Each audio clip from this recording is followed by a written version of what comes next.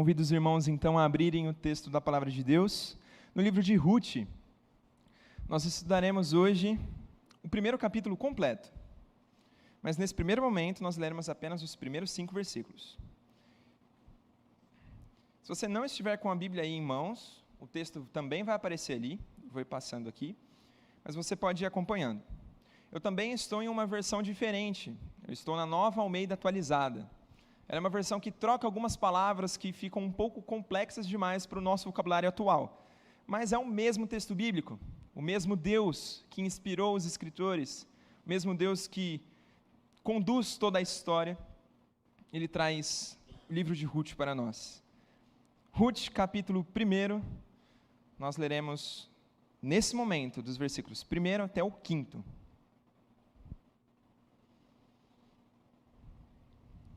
Como vocês já estão vendo ali no telão, o tema do estudo de hoje, do sermão de hoje, é situações extremas, medidas extremas. Eu vou explicar o porquê de tudo isso. Lemos o texto bíblico, diz assim a palavra do nosso Deus: Nos dias em que os juízes julgavam, houve fome na terra de Israel. E um homem de Belém de Judá foi morar por algum tempo na terra de Moabe, com a sua mulher e os seus 2 filhos. Este homem se chamava Elimeleque, e sua mulher se chamava Noemi. Os filhos se chamavam Malom e Quilion. Eram efrateus de Belém de Judá. Foram à terra de Moabe e ficaram ali. Algum tempo depois, Elimeleque, o marido de Noemi, morreu, e ela ficou sozinha com os 2 filhos. Estes casaram com mulheres moabitas. O nome de uma delas era Orfa, e o nome da outra era Ruth. E ficaram ali quase 10 anos. Depois morreram também Malom e Quilion, os 2 filhos de Noemi. E assim ela ficou sozinha, sem os 2 filhos e sem o marido. Abaixe sua cabeça, vamos orar mais uma vez. Grandioso Deus, nós estamos lendo a Tua Palavra, e o Senhor já tem transformado o nosso coração. Mas nós te pedimos a Tua bênção especial para a exposição da Tua Palavra, para a meditação, ó Deus, nas verdades bíblicas contidas no livro de Ruth, mais especificamente no primeiro capítulo. Que o Senhor, ó Deus, transforme o nosso viver diário com base na Tua Palavra, para somente Tua honra e Tua glória, pelos séculos dos séculos. Nós oramos em nome de Jesus. Amém. Então, situação extrema, medidas extremas. Deixa eu só ver aqui rapidinho. Isso. Situações extremas, medidas extremas. Essa é a frase, eu não sei se vocês perceberam num estilo diferente, mas é uma frase de um filme chamado Missão Impossível, com o nosso queridíssimo Tom Cruise. Ele foi lançado lá em 2015. E nesse filme, o personagem principal ele é capturado por um grupo terrorista de agentes espiões de vários países. Além disso, a organização para que ele trabalha é dissolvida e ele se vê sozinho em uma situação muito crítica. Ele falha na missão de parar esses ataques terroristas, e além de falhar, ele é culpado pelos ataques terroristas. Ele é visto como um traidor e suspeito dos ataques criminosos. Em resumo, o filme mostra que situações extremas exigem medidas extremas. A suma do filme é isso, e até o subtítulo do filme é esse: situações extremas, medidas extremas. Ao nos encontrarmos em tempos extremos, em situações extremas, geralmente nós partimos para medidas extremas. Olhando para trás, um pouquinho para trás só, é possível lembrar de diversas situações extremas em que nós nos encontramos. Por exemplo, a pandemia da Covid, que nós tivemos que tomar medidas extremas ao ficar em casa, ao deixar o trabalho, ou ao resolver fazer qualquer outra coisa. O distanciamento social, onde já se viu a gente não poder abraçar, gente, isso é uma medida extrema. Mas além disso, as portas da igreja estavam fechadas. Tudo com uma situação extrema, tomamos medidas extremas.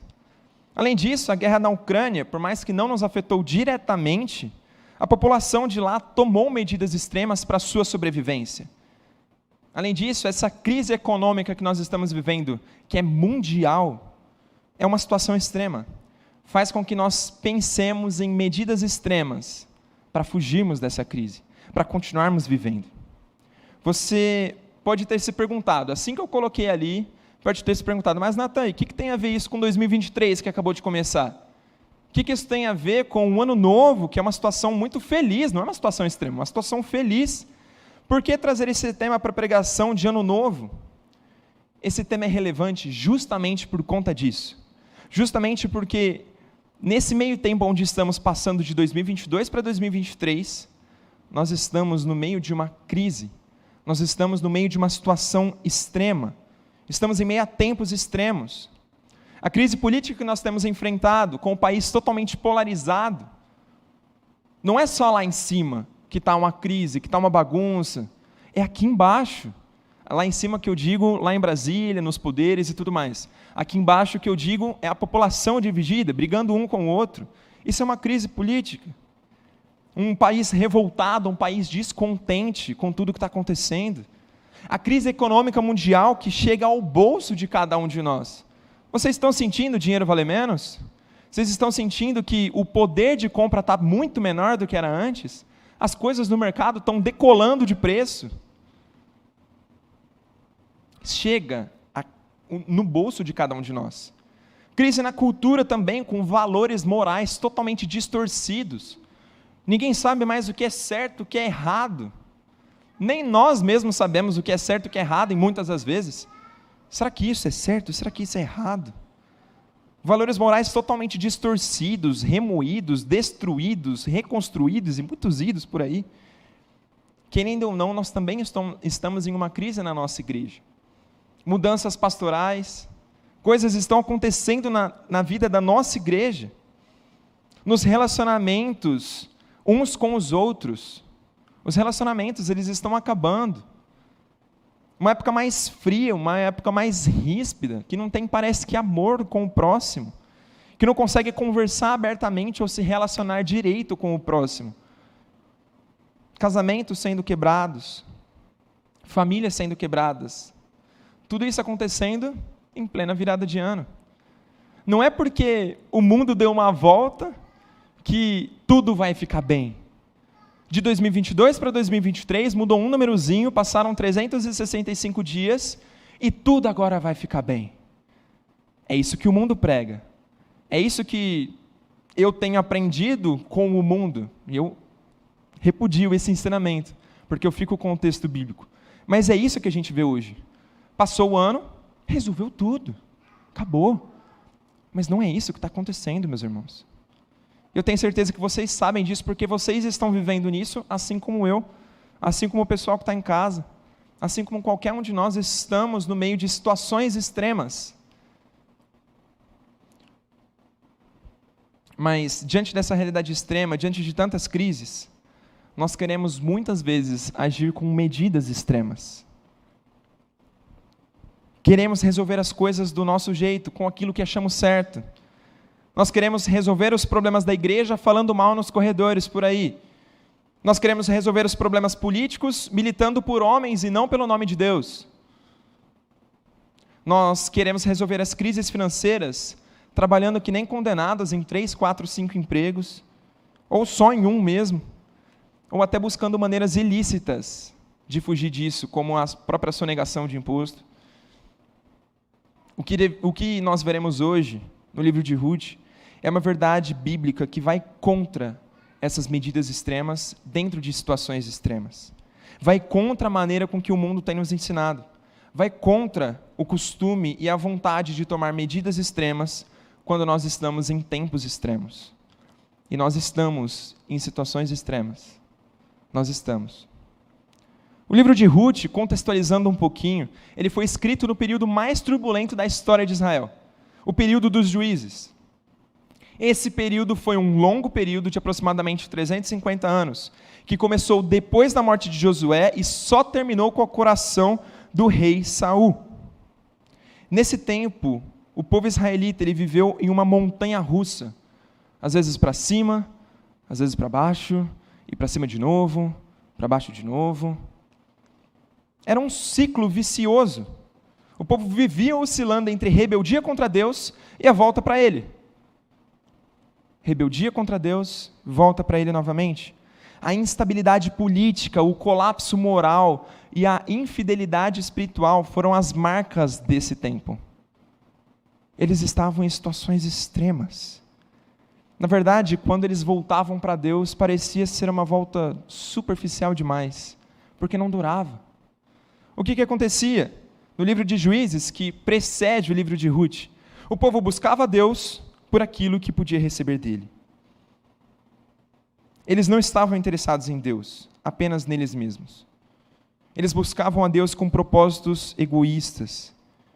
Eles não queriam Deus, eles queriam apenas as bênçãos de Deus.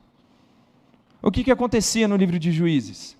O povo estava bem, adorando a Deus, mas eles começavam a se corromper, começavam a olhar para fora e adorar outros deuses, e se relacionar com outras pessoas de outros povos. Então Deus, cumprindo a sua promessa, Ele castigava. Ele dava o juízo. E o povo não aguentava, claro. Quem aguenta a mão poderosa do Senhor pesando na nossa cabeça? O povo clamava: Senhor, tem compaixão de nós, livra-nos, porque nós temos pecado. Deus, o que Ele fazia? Ele tinha compaixão do povo e mandava um juiz, um libertador para o povo. E esse libertador acabava com todos os inimigos, acabava com a opressão inimiga, e o povo ficava bem novamente. Eles voltavam a adorar ao Senhor. Mas depois de um tempo, o que acontecia? De novo eles caíam. De novo Deus pesava a mão. De novo eles se arrependiam. De novo Deus libertava com outra pessoa, com outro juiz. De novo eles adoravam e adivinha? De novo eles caíam. E assim se repetia, e se repetia, se repetia. Esse era o contexto. E Ruth está inserido dentro desse contexto. Não está fora dele. Ruth foi escrito, ele narra a história de uma família dentro de uma situação extrema. Ricardo Gondim diz que dentro dessa anarquia, a história de Ruth surgiu como uma espécie de refrigério, de um sopro suave, de calma e de bonança, em meio a um delírio de tempestade. É assim que ele vai dizer. O livro de Ruth é a história, é o drama de uma família vivendo em uma situação extrema. E nesse drama surgem vários outros problemas. O problema, por exemplo, da crise financeira, que nós lemos no versículo 1, que nós já leremos novamente. O problema da imigração, o problema da doença, da morte, da viuvez, da pobreza, da amargura contra Deus e por aí vai. Tem vários problemas dentro do livro de Ruth.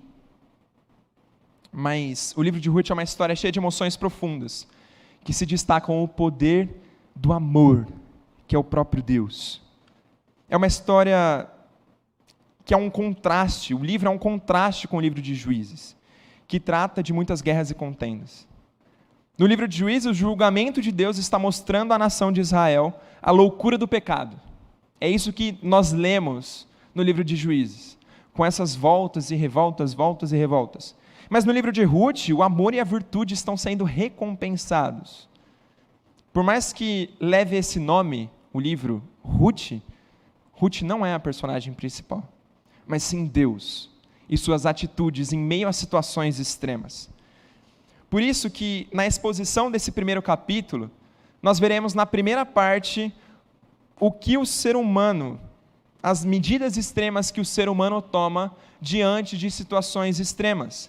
E na segunda parte nós veremos que Deus, em situações extremas, toma medidas perfeitas. E juntos, ao final do nosso sermão, nós veremos que esse título aqui, ele está errado. E eu vou passar aqui, esse é o título correto. Situações extremas exigem dependência de Deus. Não medidas extremas, mas dependência de Deus. Nesse primeiro momento, nós veremos que as personagens, elas reagiram à situação extrema com medidas extremas, no nosso texto. Vamos ler novamente os versos 1 e 2. Preste bastante atenção, porque esses dois versículos têm muitas informações para nós. Nos dias em que os juízes julgavam, aí já está mostrando que a história que vai se seguir é dentro do livro de Juízes. No dia em que os juízes julgavam, houve fome na terra de Israel. Olha a crise aí. E um homem de Belém de Judá foi morar por algum tempo na terra de Moabe, com a sua mulher e os seus 2 filhos. Este homem se chamava Elimeleque. e a sua mulher se chamava Noemi. Os filhos se chamavam Malom e Quilion. Eram efrateus de Belém de Judá. Foram à terra de Moabe e ficaram ali. A crise, meus irmãos, é uma encruzilhada. E nós precisamos, inevitavelmente, ter uma decisão. Tomar uma decisão. Alguns colocam os pés na estrada da vitória, outros avançam pelos atalhos do fracasso. Elimeleque, Noemi, Malom e Quilion, liderados pelo próprio Elimeleque, o homem da casa, escolheram aqui fugir, em vez de enfrentar essa crise. A crise da fome, da seca, a crise financeira, doendo o bolso deles. Elimeleque, ele foge para uma terra de falsos deuses, para uma terra estranha e inimiga de Deus. E na sua busca de pão, achou doença. Na sua fuga de Belém, e a palavra Belém significa casa do pão, e é irônico, porque ela estava sem pão, estava sem alimento. Nessa fuga ele encontrou morte e destruição em Moabe. É irônico, né? Ele tentando fugir da morte, ele morre no lugar que se tornou o refúgio dele. Elimeleque, ele transgrediu a lei do Senhor ao fugir para Moabe. Preste atenção nesse texto aqui, Deuteronômio capítulo 23, versículos 3 a 6. Nenhum amonita ou moabita entrará na Assembleia do Senhor, nem ainda a sua 10ª geração entrará na Assembleia do Senhor eternamente. Por quê? Porque não foram ao encontro de vocês com pão e água no caminho, quando vocês estavam saindo do Egito, e porque contrataram Balaão, filho de Beor, de Petor, da Mesopotâmia, para amaldiçoar vocês. Porém, o Senhor, o Deus de vocês, não quis ouvir Balaão. Pelo contrário, mudou a maldição em bênção, porque o Senhor, seu Deus, amava vocês. E preste atenção bastante nesse versículo aqui. Não procurem nem paz, nem bem para os amonitas e moabitas, enquanto vocês viverem para sempre. Para onde que eles fugiram? Para onde que eles foram? Para Moabe, a terra dos moabitas. E Moabe era o lugar perfeito para essa fuga, porque era o lugar da prosperidade, onde as coisas estavam bombando ali. Você acha que tinha fome em toda aquela região? Moabe fica do ladinho ali. Não, não era não. Em Moabe, era um lugar alto, tinha bastante fama, de ganho fácil, de projeção rápida, onde eles tinham reservas de água. Eles estavam bem ali, eles estavam ricos. A terra de Moabe era muito boa, mas era uma terra amaldiçoada pelo próprio Deus. Era um lugar maldito. Elimeleque, diante de uma situação extrema, ele toma medidas extremas, ao invés de esperar e confiar no Senhor. Mas temos outros personagens que fizeram isso também. Em tempo de fome, Abraão também fugiu para o Egito, e ali quase acabou com seu casamento. Na mesma situação, Isaac foi tentado a descer ao Egito, mas o que Deus falou para ele? Não desças ao Egito. Aqui Deus está querendo dizer, não foge. O enfrentamento da crise é melhor do que a fuga.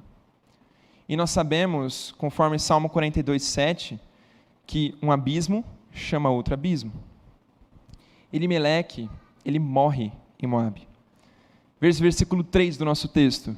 Algum tempo depois que eles foram para Moabe, Elimeleque, o marido de Noemi, morreu, e ela ficou sozinha com os 2 filhos. O texto ele não informa a causa da morte de Moabe, se for por morte natural, se for por doença, não fala nada disso. Ou se ele foi castigado por Deus de alguma maneira, o texto não fala isso. O texto fala isso aqui, ó. Elimeleque, o marido de Noemi, morreu.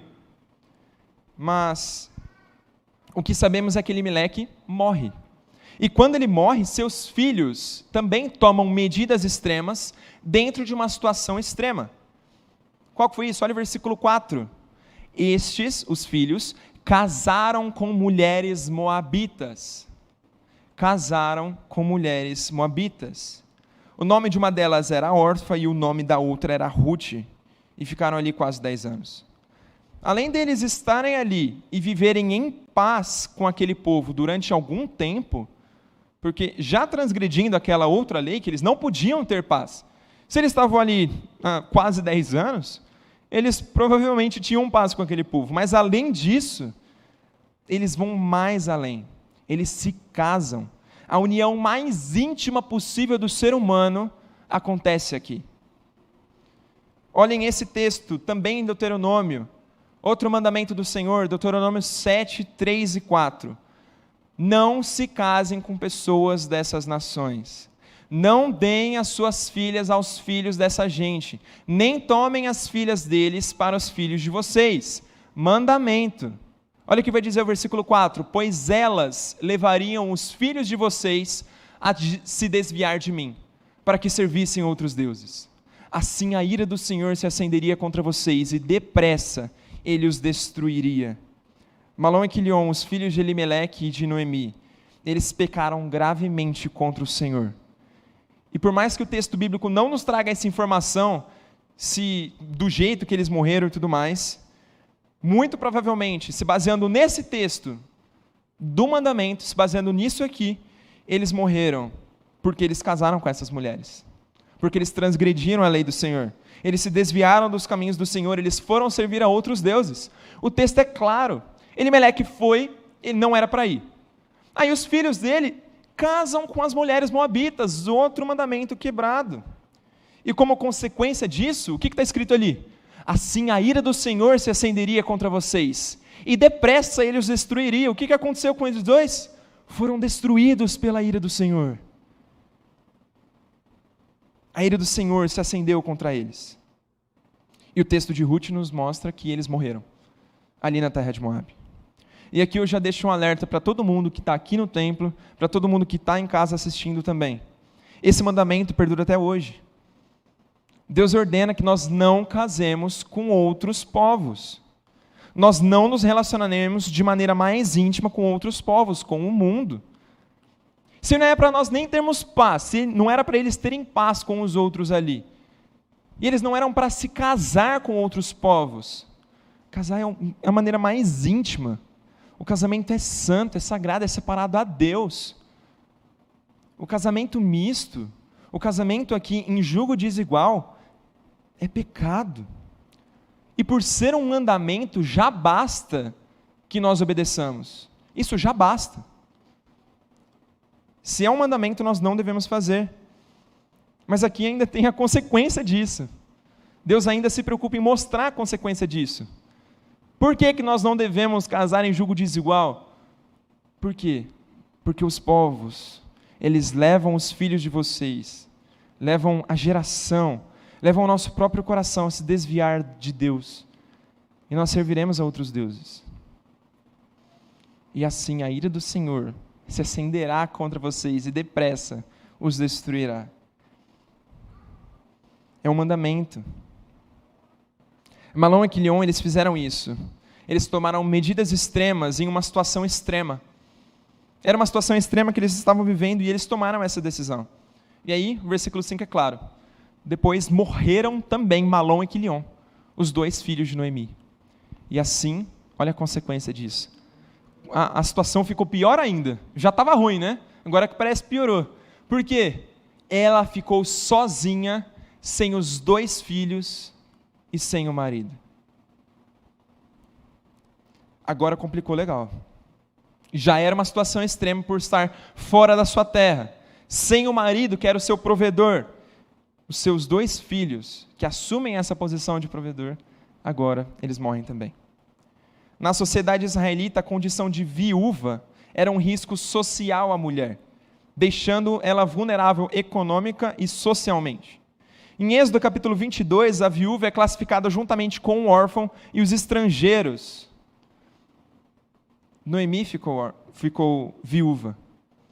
Elas são frágeis e vulneráveis, razão porque elas precisam de proteção legal e profética. Além da angústia que acompanhava toda a viuvez, eu fico imaginando, Noemi, poxa vida, passando fome, ela, através de Elimeleque, ela se muda para Moabe, vivendo estrangeira, e lá perde o seu marido, e lá também, depois de um tempo, perde os seus dois filhos. Puxa vida, que dureza, que barra que Noemi está passando.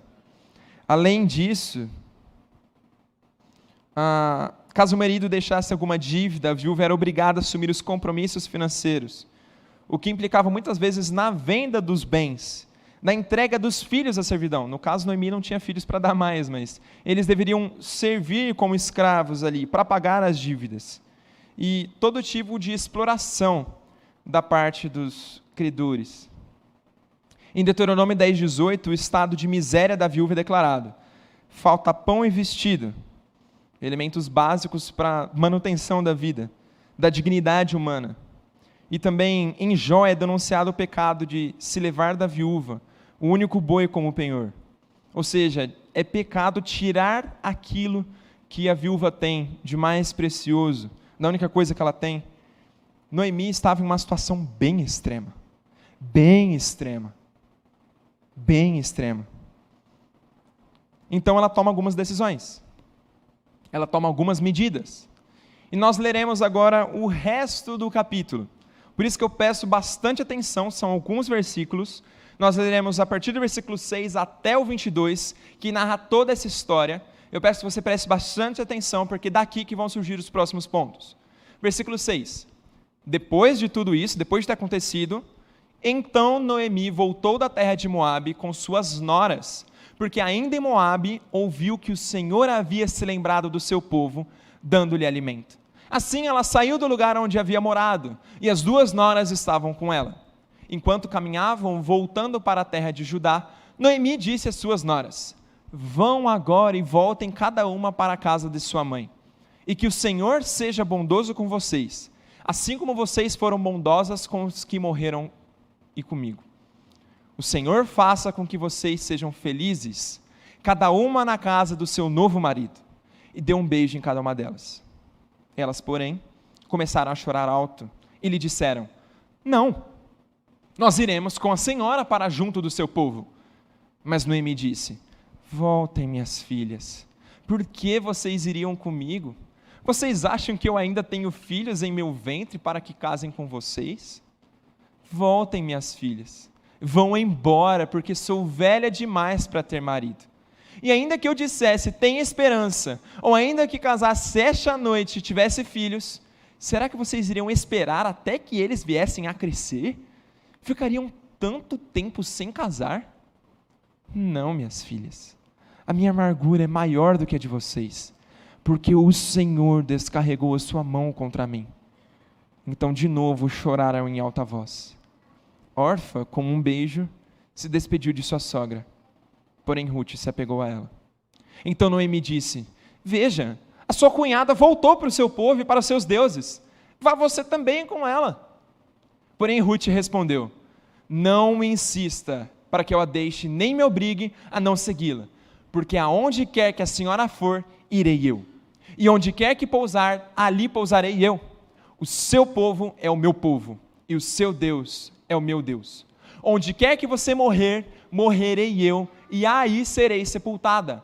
Que o Senhor me castigue, se outra coisa que não seja a morte me separar de você.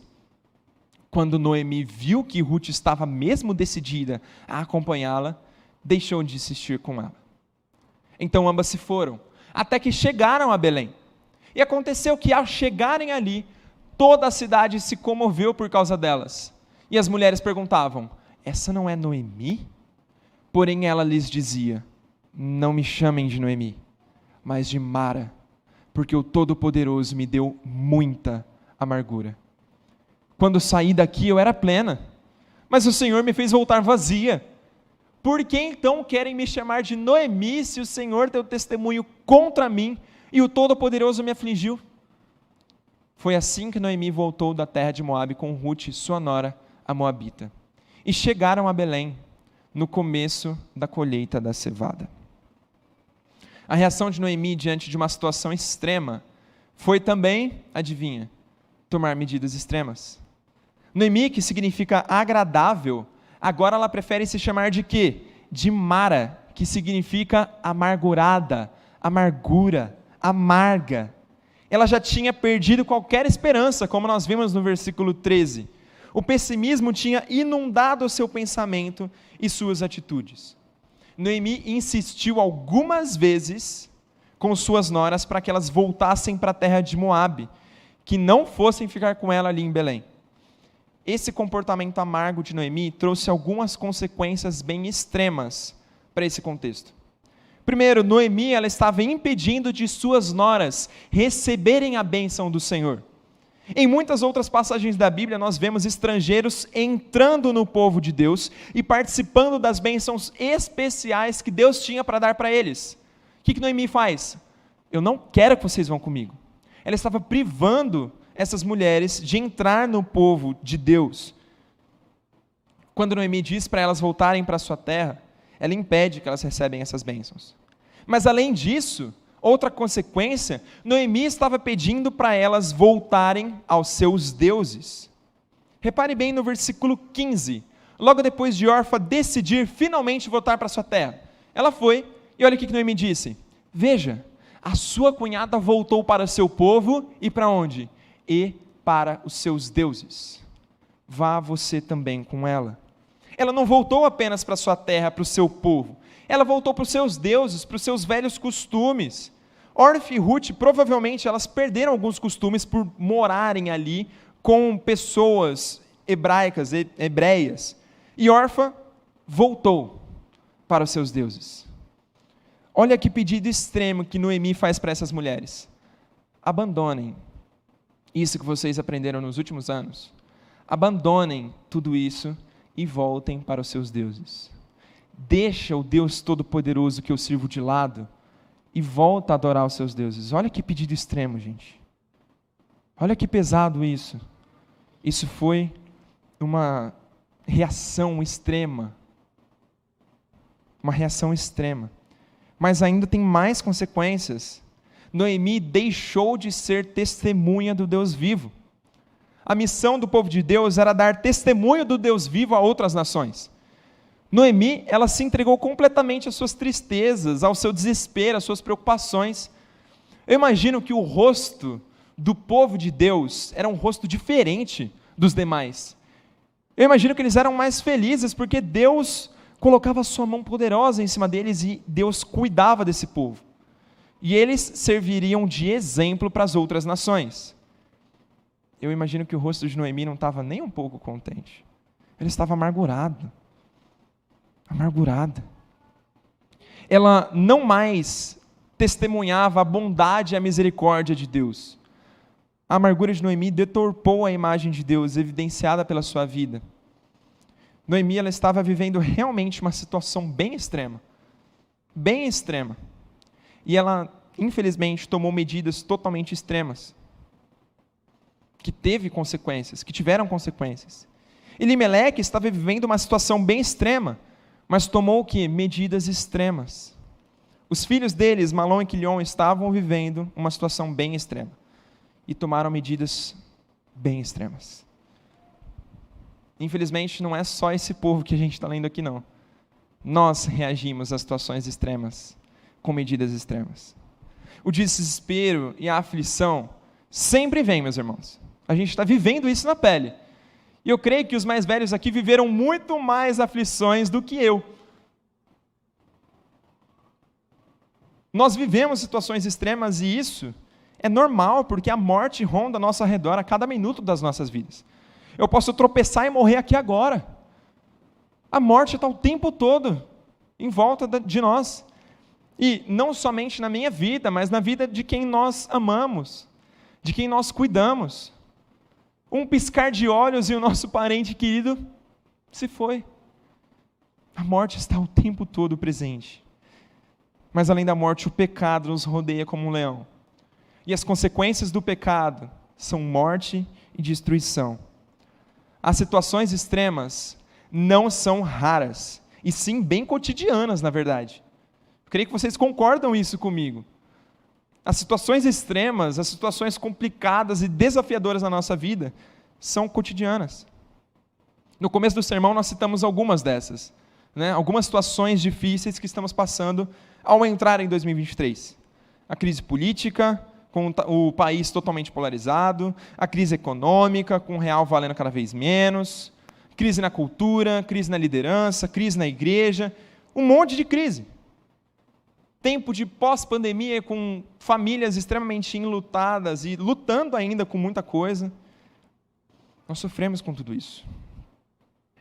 Nós sofremos com muita coisa.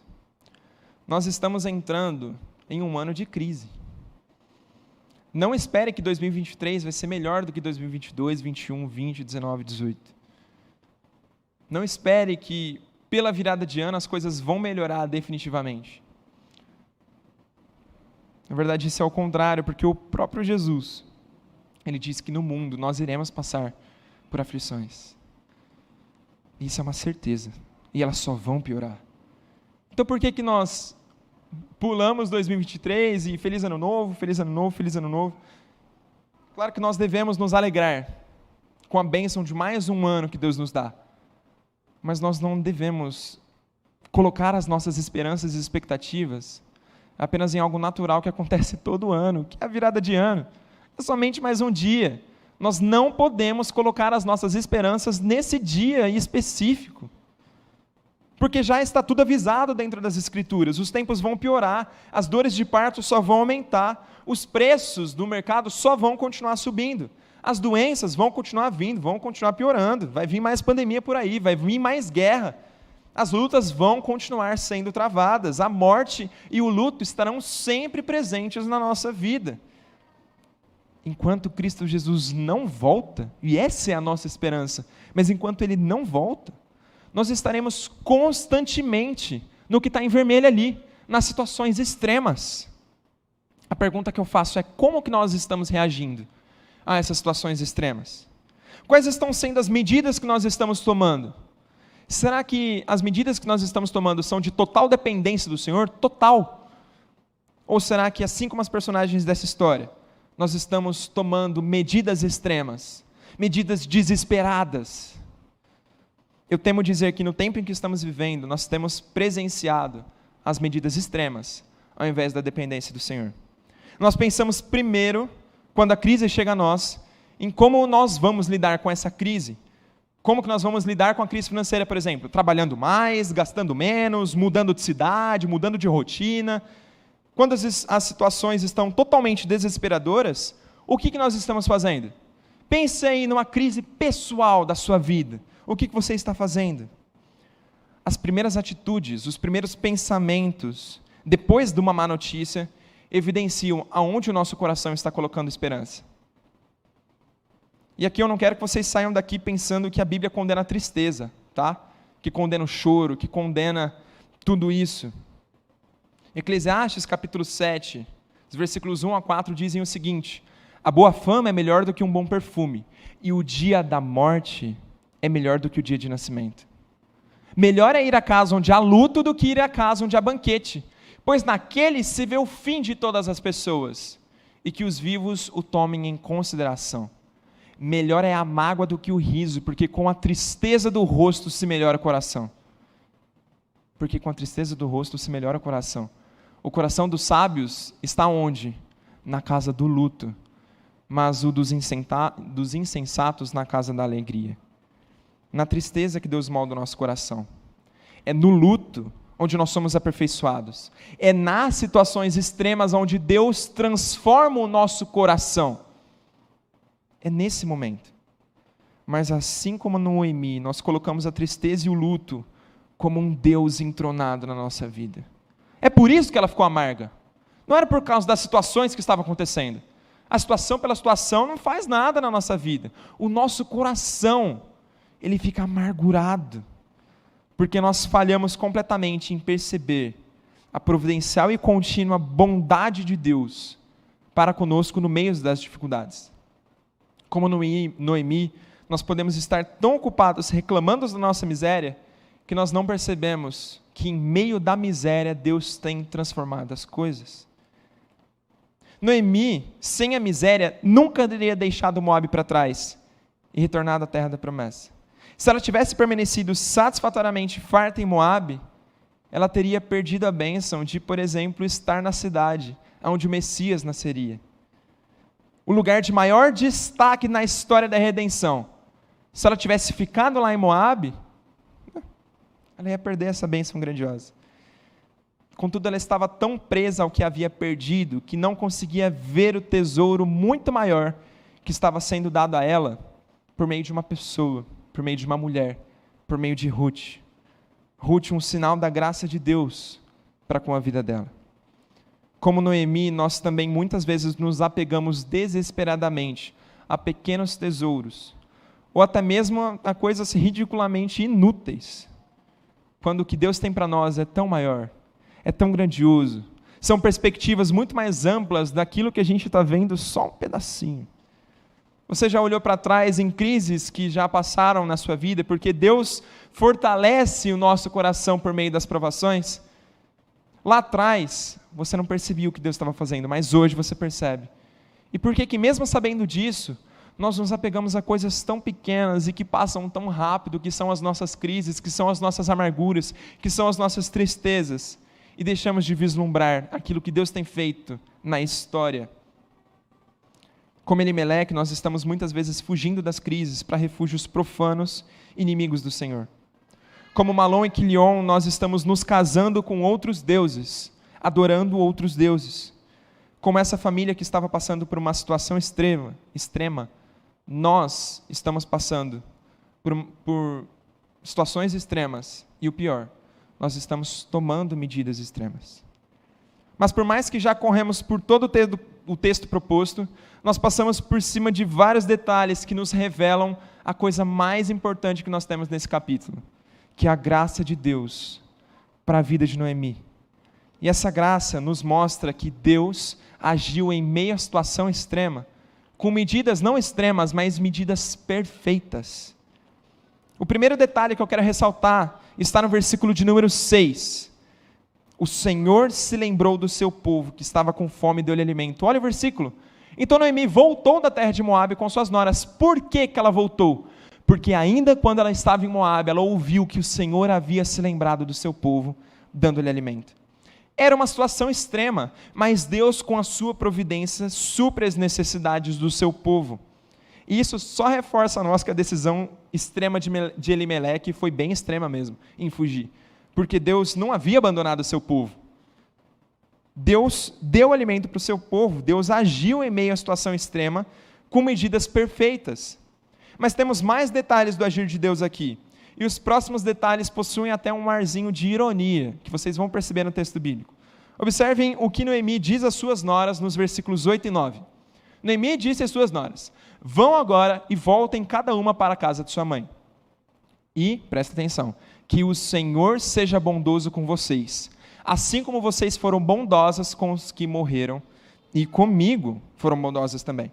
O Senhor faça com que vocês sejam felizes, cada uma na casa de seu novo marido. O segundo detalhe que nós vemos aqui é que Noemi sabia que Deus era soberano e poderia dar alegria em meio ao sofrimento das suas noras. Ela sabia que o Senhor poderia ser bondoso com elas, mesmo em meio a lutas extremas, a medidas extremas, a situações extremas. E vemos que esse Deus bondoso, que traz alegria, nós vemos em diversos outros textos, como nesse aqui. O Senhor passou diante de Moisés e proclamou, lá em Êxodo capítulo 34, o Senhor, o seu Deus, compassivo e bondoso, tardio em irar-se e grande em misericórdia e fidelidade, que guarda a misericórdia em 1000 gerações, que perdoa a maldade, a transgressão e o pecado, ainda que não inocente o culpado, e visita a iniquidade dos pais nos filhos e nos filhos dos filhos até a 3ª e 4ª geração. O terceiro detalhe que nós vemos aqui é que Noemi sabia dos atributos do Deus vivo. Ela conhecia a Deus, sabia que Ele seria bondoso, misericordioso e que poderia encher a vida daquelas mulheres de alegria. Mas a ironia que eu falei para vocês que tem aqui é que para ela mesma, Deus não seria bondoso. Deus não encheria o coração dela de alegria, porque ela estava amargurada. Deus tinha apenas a amargura separada para Noemi na visão dela. Observe o que ela mesma diz sobre isso. Será que vocês iriam esperar até que eles viessem a crescer? Ficariam tanto tempo sem casar? Não, minhas filhas. A minha amargura é maior do que a de vocês, porque o Senhor descarregou a sua mão contra mim. Isso também é uma consequência, uma consciência, na verdade, que Noemi tem sobre Deus. Ela tinha consciência que tudo aquilo vinha das mãos do Senhor. Que Deus descarrega a mão em cima do seu povo. como medida. Vemos isso em diversos momentos no Antigo Testamento, e principalmente no livro dos Juízes, onde o povo estava bem, feliz, contente, mas eles se deturpavam com outros deuses. Deus mandava um libertador, mas logo em seguida eles já começavam a despencar de novo e Deus pesava a mão. Deus pesava a mão em cima do seu povo. E Noemi sabia disso. Noemi sabia disso. Noemi tinha plena consciência de que o Senhor fazia isso. Que o que estava acontecendo com ela vinha diretamente das mãos do Senhor. E quarto e último detalhe que nós vemos, e esse eu quero dar um grande destaque: Ruth é a manifestação da graça de Deus na vida de Noemi. Olha os versículos 16 e 17. Ruth respondeu o seguinte: não insista para que eu a deixe, nem me obrigue a não segui-la, porque aonde quer que a senhora for, irei eu, e onde quer que pousar, ali pousarei eu. O seu povo é o meu povo, o seu Deus é o meu Deus. Onde quer que você morrer, morrerei eu, e aí serei sepultada. Que o Senhor me castigue se outra coisa que não seja a morte me separar de você. Ruth, ela não estava apenas se mudando da casa dela para ir em algum lugar menos agradável geograficamente, como se alguém estivesse disposto a se mudar da belíssima Indaiatuba para ir para uma grande capital. Isso seria um alto sacrifício nobre, mas o que Ruth estava fazendo era muito maior. Ela estava dedicando sua vida a Noemi, de corpo e alma, para o bem ou para o mal, na riqueza, na pobreza, na saúde e na doença, como um casamento. As palavras usadas aqui nesse contexto são palavras que são usadas também no contexto de casamento. Ruth, ela estava, entre bastante aspas, mas ela estava se casando com Noemi. Ela estava estabelecendo laços ali com Noemi, gigantescos. Ao fazer isso, ela também estava se dedicando não somente a Noemi, mas ao Deus de Noemi, a quem ela chama pelo próprio nome, ela chama de o Senhor.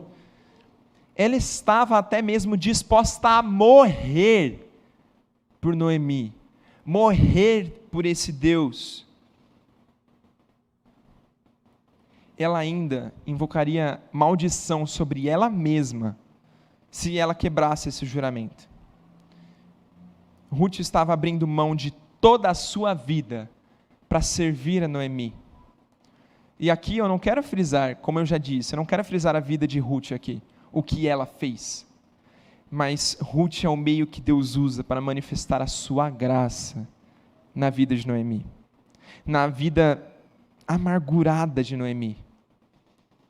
Uma luz aparece do lado da vida de Noemi falando assim: o seu Deus é o meu Deus. Ela é a manifestação da graça de Deus para Noemi.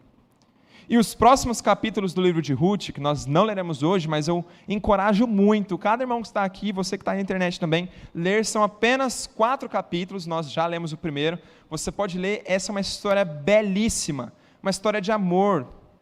Ruth, para cuidar de Noemi, ela se oferece para trabalhar no campo de Boaz, para trazer sustento ali.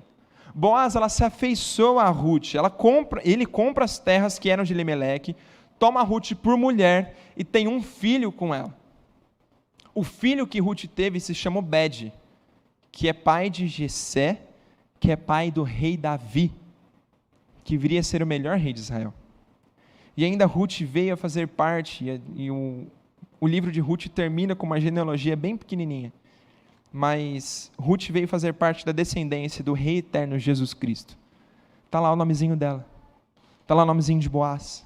Aquele que resgata o seu povo das aflições, da maldição do pecado, do inferno, da morte. Jesus, o pão da vida, que nasceu em Belém. Olha que ironia, Belém não tinha pão aqui, mas o pão da vida desceu para a casa do pão, para libertar, para saciar a fome do seu povo. A graça que Deus derrama na vida de Noemi, através da vida de Ruth, é maravilhosa. Os próximos capítulos são maravilhosos dessa história. Por quê? Porque a graça de Deus é evidenciada na vida dessa mulher. Não é ela a graça. A graça de Deus é manifestada através da vida dela. A providência de Deus age em meio a situações extremas, assim como aconteceu aqui.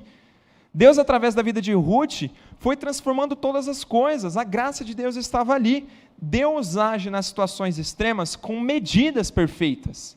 Não são medidas extremas como nós. E aqui Deus agiu com medidas extremas, com medidas perfeitas, e Deus age em meio às situações extremas da nossa vida, com medidas também perfeitas. Nada acontece de diferente dessa história que nós acabamos de ver. Às vezes, e aqui isso pode até doer um pouquinho, quando eu estava estudando esse texto, eu fiquei um bom tempo refletindo. Poxa vida. Às vezes Deus tira de nós as coisas que se tornaram preciosas para nós, porque elas estão sustentando a nossa vida de pecado, por exemplo. São coisas que nós gostamos, que nós nos afeiçoamos, mas que isso está sustentando a nossa vida de pecado. Às vezes Ele tira as coisas que eram em si mesmas boas, porque Ele quer usar a nossa vida como um poderoso instrumento de graça, como fez com Ruth. Poxa vida, Ruth também perdeu todas as coisas. Ela saiu da sua própria terra, saiu da sua família, foi viver uma terra totalmente diferente, com outros costumes, com uma coisa totalmente diferente. Ela perdeu a sua vida para ser usada como instrumento de graça na vida de Noemi. Se somos filhos dele, ele nos ama. E por meio dessas perdas, por meio daquilo que ele tira de nós, ele transforma o nosso coração, nos ensina lições valiosas, com medidas perfeitas, e também ele nos usa como instrumento de bênção para outras pessoas. E se ele tira algo que está ocupando um lugar tremendo no nosso coração, é porque ele quer nos preencher dele mesmo. Se nós estamos enchendo o nosso coração com preocupações, com amarguras, com tristezas, com medidas extremas, no meio de situações extremas, o seu coração turbulento não vai caber mais de Deus, não vai caber mais do Espírito Santo. Por isso que Ele tira, por isso que Ele molda o nosso coração, por isso que Ele age em meio às situações extremas que nós estamos vivendo, com medidas perfeitas. Olha o que o Romanos 8, 28 tem a nos dizer: sabemos que todas as coisas, todas elas, cooperam para o bem daqueles que amam a Deus, daqueles que são chamados segundo o seu propósito. Ali está escrito o quê? Algumas coisas?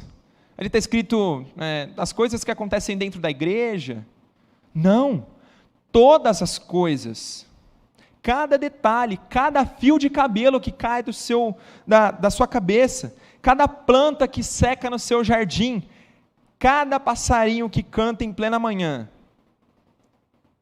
cada coisa, cada sofrimento que você passa, cada luta que você precisa enfrentar, cada quebra de expectativa em um novo ano, todas essas coisas cooperam para o bem daqueles que amam a Deus, daqueles que são chamados segundo o seu propósito. Por que nós achamos essa verdade tão difícil de compreender? Por que quando nós olhamos em face da destruição, em face das tristezas que nós temos durante a vida, nós negligenciamos a bondade de Deus? Nós fechamos os nossos olhos e falamos assim: Deus, por quê? Por que o Senhor está fazendo tudo isso comigo? Nós subestimamos os pequenos sinais da bondade de Deus em meio ao sofrimento, porque nós temos negligenciado o grande sinal da bondade de Deus. Por que Noemi não deveria estar amarga, mesmo depois de tudo que ela passou? Porque eu acho que qualquer um aqui, na situação que ela estivesse passando, muito provavelmente iria passar pela mesma coisa, iria ficar amargurada do mesmo jeito. Mas por que ela não deveria? Como parte do povo da aliança, ela deveria ter sido capaz de não se apegar a esses acontecimentos, mas de olhar para trás, assim como eu falei para vocês fazerem há um tempo atrás, olhar para trás e ver os cuidados de Deus, ver como Deus tinha libertado o povo dela da escravidão do Egito, ver como Deus tinha sustentado eles até ali naquele exato momento. Se Deus lidava dessa maneira com o seu povo no passado, por que Ele mudaria o jeito que Ele lida com os problemas, lida com as coisas? Por que nós olhamos para essa realidade, para o texto bíblico, para a escravidão do Êxodo e Deus libertando tudo isso? Por que nós olhamos todas essas verdades bíblicas e ainda assim nós nos amarguramos com os problemas diários? Nos amarguramos com uma rosa que secou no nosso jardim. Nos fechamos e nos entristecemos a tal ponto de não viver mais quando um ente querido nosso morre. É triste, meus irmãos, eu sei. Eu já perdi entes queridos também, eu sei quanto dói. Mas, quando nós olhamos para trás e quando vemos o que Deus fez por nós, isso é irrelevante completamente. Porque Deus pagou um alto preço enviando o seu Filho Jesus para morrer pelos nossos pecados, para perdoar os nossos pecados, as nossas dívidas. Por que nós não devemos ser como Noemi? Por que nós não devemos, diante de situações extremas, agir de forma extrema? Por que eu não deveria me afundar em vícios, em bebidas, em tristezas, diante de uma realidade tão triste que nos espera ser 2023? 2023 não espera ser boas notícias, mas por quê? Somente porque Deus age em meio a situações extremas com medidas perfeitas. É tudo perfeito. Nada acontece fora dos seus planos. Não existe acaso para Deus. Todas as coisas acontecem, sejam elas pequenas ou grandes, elas convergem em apenas uma única coisa. Todas as coisas acontecem com um único propósito. Preste bastante atenção nisso. Tudo o que acontece na sua vida, na vida de quem está do seu lado, no nosso Brasil, nos Estados Unidos, em qualquer lugar, tudo acontece para apenas uma coisa: para a glória de Deus. Para a glória de Deus. A nossa confissão de fé, a confissão de fé de Westminster, ela vai dizer o seguinte sobre esse assunto: Deus, o grande Criador de todas as coisas, sustenta, dirige, dispõe e governa todas as criaturas, todas as ações delas e todas as coisas, desde a maior até a menor, pela sua muito sábia providência, segundo a sua infalível presciência, ele saber de todas as coisas, e o livre e imutável conselho de sua própria vontade. E aqui tem um propósito para tudo isso: para o louvor da glória de sua sabedoria, poder, justiça, bondade e misericórdia. Durante a liturgia nós adoramos a esse Deus. Nós fizemos tudo isso com a nossa boca, com o nosso coração. E o propósito de todas as coisas que acontecem não é para que você seja rico. O propósito não é para que você seja abençoado, ou que você saia daqui feliz ou triste. O propósito de nós estarmos aqui hoje não é para que você fique mais confortável em sua poltrona de R$ 1.200. Não é para isso. Não é para o nosso próprio conforto, as aflições que você passa, as dificuldades, as perdas e também as alegrias. Também, tudo isso não possuem um fim principal que envolva você. O fim de todas as coisas que acontecem na sua vida não é você. Não é você ser glorificado ou você sair bem-sucedido. As coisas que acontecem no seu trabalho, tantas promoções quantas dificuldades, não são sobre você. É tudo sobre Deus. Deus é o fim de todas as coisas. A glória de Deus é o motivo de você estar passando por dificuldades. A glória de Deus é o motivo do porquê que você precisa se alegrar nessas dificuldades. E nós precisamos nos alegrar nisso, porque tudo que Deus faz é perfeito. Tudo que Deus faz é perfeito. Então nós não podemos ficar amargurados, porque mesmo nos sofrimentos, Deus é glorificado em nós. Noemi estava sendo triste demais. Ruth provavelmente ficou entristecida também, ela perdeu seu marido. As duas estavam quebradas, mas a glória de Deus estava sendo manifestada na vida delas. Em situações extremas ou não, Deus toma as medidas perfeitas para a sua própria glória. Não é sobre você, é sobre Deus. E a medida mais perfeita de todas é o próprio Jesus Cristo, que vem para resolver o problema do pecado, a maldição do pecado. Na situação mais extrema de todas, que era o reino do pecado na nossa vida, Jesus Cristo, Deus encarnado, vem para nos libertar do império das trevas. Uma medida perfeita, exata. Somente Ele, como nós vimos na semana passada, como nós vimos nos cultos de Natal que nós vimos esses dias para trás, somente Cristo, a medida mais perfeita de todas, para limpar o nosso coração de toda amargura, de todo o pecado. Concluindo, meus irmãos, hoje nós vimos algumas verdades que precisam mudar o nosso jeito de encarar a vida, precisam mudar o nosso cotidiano. Nós vimos que as personagens do texto bíblico aqui do livro de Ruth, elas reagiram à situação extrema que elas estavam vivendo com medidas extremas. Também vimos que nós reagimos às situações extremas com medidas extremas. Mas Deus agiu em meio à situação extrema com medidas perfeitas, calculadas, com a graça dele sendo derramada. E também Deus, na nossa história, na nossa vida, age com medidas perfeitas, com um único propósito. Não é a sua glória, é a glória do Pai. É apenas por isso. Saber a respeito da providência de Deus é importante. Saber a respeito de tudo isso que eu falei para vocês, eu sei que foi bastante coisa, mas saber a respeito de tudo isso não é suficiente. Entender sobre a vida de Ruth e de Noemi é importante, mas isso por isso não vai mudar nada. Nada disso será útil em 2023 se você não mudar nada na sua vida daqui para frente. Se você não quiser mudar nada, depois de escutar tudo isso que eu falei aqui para vocês, depois de toda essa realidade bíblica que Deus nos mostrou, você pode ir embora. Porque se você não quiser mudar, você perdeu o seu tempo aqui. E eu repito isso, eu sei que eu repito isso, porque realmente, se não for para a glória de Deus, nada serve. A nossa vida é inútil. Por isso que aqui eu proponho algumas coisas que nós podemos depender de Deus em situações extremas. Algumas coisas que nós podemos mudar no nosso cotidiano. E a primeira delas, viva 2023 na dependência do Senhor. Se aprendemos hoje que todas as coisas cooperam para o bem daqueles que amam a Deus, que todas as coisas que nos acontecem têm o propósito último de glorificar a Deus, sejam elas tristes ou felizes, nós precisamos viver na dependência do Senhor, porque quem sabe o próximo passo que vamos dar? Quem sabe o dia de amanhã? Nós estamos comemorando 2023, mas quem sabe se 2023 vai realmente existir? A gente não sabe o dia de amanhã, por isso que nós precisamos viver na dependência do Senhor, descansando nele, que é dono do tempo, que sabe todas as coisas, que rege todas as coisas e controla todas as coisas. Como que nós podemos descansar no Senhor? Que é fácil falar isso aqui, né?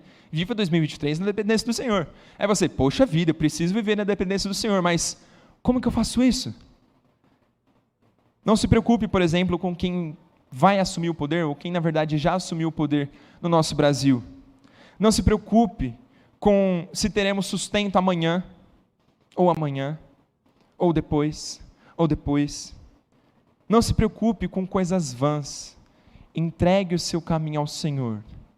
Confie nele, e o mais Ele fará. Lance seus cuidados ao Senhor, porque Ele jamais permitirá que o justo seja abalado. Busque em primeiro lugar o quê? O reino de Deus e a sua justiça, e todas as coisas serão acrescentadas. A sua preocupação diária não deve ser se vai ter arroz ou feijão no dia de amanhã. A sua preocupação diária deve ser glorificar ao Senhor. A sua preocupação diária deve ser glorificar ao Senhor. O que preenche o seu coração deve ser isso. Eu preciso glorificar ao Senhor em 2023, com cada detalhe que acontece na minha vida. Seja na falta de alimento ou na abundância de alimento. Seja na alegria de um casamento ou na tristeza de um casamento. Seja na bonança de saúde, no vigor, ou na pior das doenças, acamado, em qualquer lugar, em qualquer situação, seja completamente extrema ou não, viva esse ano na dependência do Senhor. Mas a segunda coisa, consagre 2023 ao Senhor. Dê 2023 ao Senhor. O tempo é dele, a vida é dele. Ele é o Criador e sustentador de todas as coisas. Portanto, consagre esse ano que se inicia. Entregue completamente a sua vida, os seus dons, os seus talentos, a sua habilidade, o seu trabalho, o seu dinheiro, você precisa dar ao Senhor. Você precisa ser um sacrifício vivo, de aroma agradável ao Senhor. Sabe o que é um sacrifício vivo? Você morre para agradar a Deus. Você tem morrido para agradar a Deus? Você tem mortificado os seus desejos para cumprir os desejos do Senhor? Como que eu faço isso? Eu tenho algumas sugestões que você pode aplicar. Você pode criar rotinas na sua vida. Uma rotina, por exemplo, que sempre que você receber o seu salário, você para, na hora que caiu da conta. Na hora que recebeu, você para, agradece ao Senhor e fala: Deus, esse dinheiro que eu acabei de receber não é meu.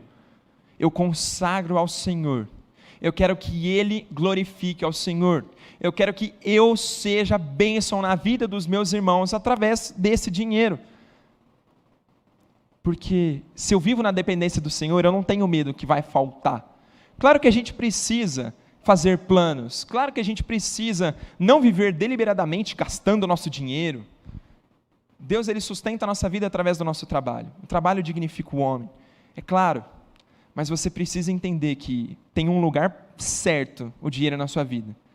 Glorificar a Deus. Por isso que você precisa consagrar a Ele. Sempre que você passar por alguma provação em 2023, alguma dificuldade, e eu sei que vai ser difícil, tá? É difícil você parar e pensar, mas sempre que passar por alguma provação, lembre-se de que a provação é para a glória de Deus. E apenas para isso. Se acostume a fazer isso. Se acostume a viver nos detalhes, que a sua vida é para a glória de Deus. O fim da nossa vida é isso, é glorificar ao Senhor. Consagre 2023 ao Senhor. E a terceira e última aplicação que eu quero dar para vocês, e isso vai ajudar nas outras duas, e fixar também o entendimento que a gente teve de todo o sermão. Relembre em 2023 a providência de Deus. Como que nós podemos relembrar? Decorando textos. Decorando textos. Decore textos sobre a providência de Deus. Isso vai te ajudar a viver na dependência do Senhor. Porque quando começar a faltar as coisas, quando vier a crise, o texto bíblico pula na nossa mente e a gente lembra: Deus nunca nos abandonará. Ele é rocha fiel. Vem na nossa mente.